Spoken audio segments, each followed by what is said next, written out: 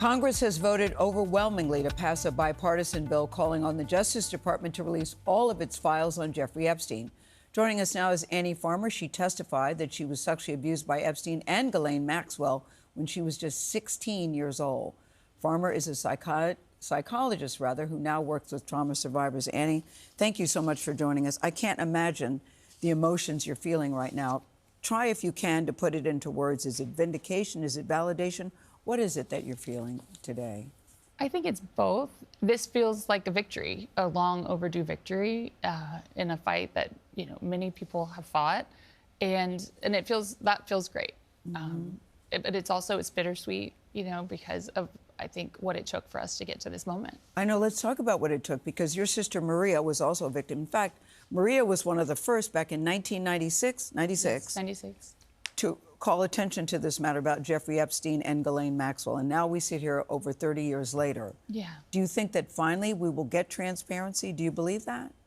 I feel very hopeful at this moment that will happen. And in part, I feel hopeful not because I have a lot of trust in the political process, but because of what I've seen what is possible when people come together and demand something and pressure is placed by the American people here. I mean, we heard yesterday from lawmakers that they have almost never received this many phone calls from constituents saying, we care about this, we want this to happen. And for that, I'm incredibly grateful. I appreciate everyone who spoke out about this. What are you hoping, Annie, to learn from the files that you don't already know? What do you think is in there? I think that there's a lot of information in there about not only people that we haven't heard before, that we have not heard before, in terms of names of people that not only participated in these crimes, but the people that enabled the crimes and the people that funded the crimes, and even just I think what we've seen come out so far in some of these files or emails and things that have emerged from the House Oversight Committee's investigation, were the people in positions of power that were looking the other way. And it's just enabling this behavior. And I think there should be repercussions for them. I heard many survivors say yesterday, and I like the word survivor as opposed to victim. I heard many survivors say yesterday they have relief, they have hope, but they also still have a lot of fear. Do you share that? Yes. Fearful and concerned about what? That we won't get the transparency we're looking for. I think about my sister, Maria Farmer. She has made so many FOIA requests over the years, and the things that have been released have been heavily redacted, and therefore, really not very helpful, right? And so, yes, we're very much hoping that the language in the bill would make it such that they can't do that type of redaction.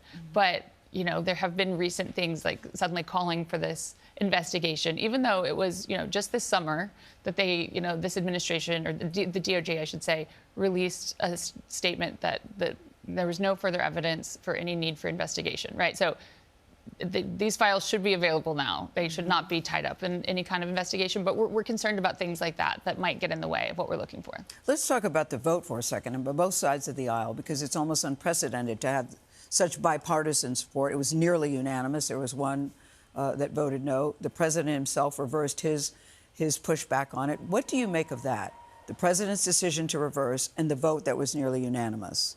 I think that they felt pressure to get on the right side of history here, because it was becoming so clear that this wasn't going away, that people cared about it, and they were getting enough phone calls that they thought we need to be for this now. I've heard some people saying, should Donald Trump get credit because he did finally reverse his position? I know there was a lot of pressure to do so. Not pressure, but it seemed inevitable that the vote was going to go the way that it did. Do you give him any credit for reversing his decision? I would say his position? Yeah, I'd say I'm glad he reversed it. Mm-hmm. I think that he felt pressured to do so. What does justice look like for you as we sit here today? Oh, it's a complicated question, but I do think that a big part of it is just recognition of what actually happened here, right? I think for my sister Maria, who really was a whistleblower, the first whistleblower in this case, she hasn't faced any protections because of that. She's been threatened. She's been bullied. I think just the acknowledgement that, wow, what you did was so brave.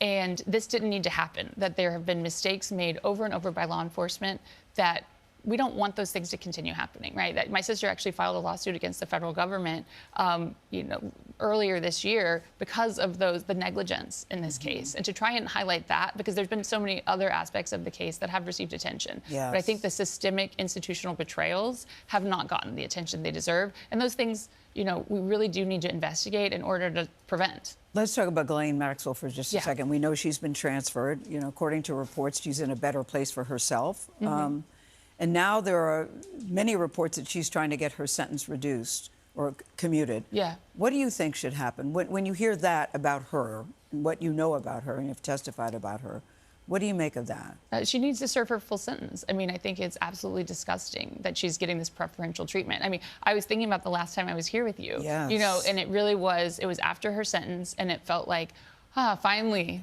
we have this little slice of justice in this case that was a symbol for so many people, right? Because she harmed so many more than just the individuals that were involved in the trial. And so I think to now see her getting this special treatment and potentially be receiving some kind of pardon, it's really unfathomable. You're also a psychologist who now helps others. Is it helping you, too, to be involved in this line of work to help others get through the trauma? Yes. It must be helping you, too. Oh, I certainly think it does. And I think, I've heard from so many survivors, both people that I know and then people that I don't know, right? Like having spoken out more, even over this past few days, I receive emails from people that, about what this means to them. And I think this is an important symbol, for this country. And I'm so grateful to be a part of that. Well, this story continues. The word is he will sign it today. We shall see. We shall see. Thank you. Thank you so very much. much.